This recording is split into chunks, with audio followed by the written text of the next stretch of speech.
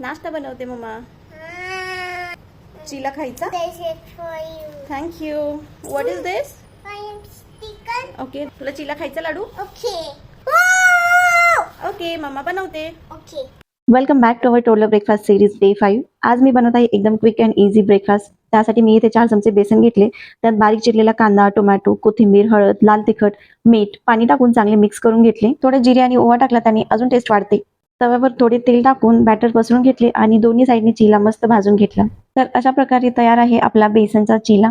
चला मुलांना खायला देऊ आणि त्यांची रिएक्शन पाहू. लाडू कसं झालंय? छान झालंय. टेस्टी आवडला तुला? तुम्हाला आजचा व्हिडिओ कसा वाटला कमेंट करून नक्की सांगा आणि आपल्या चॅनलला सबस्क्राईब करा. Thank you. Bye. See you next time.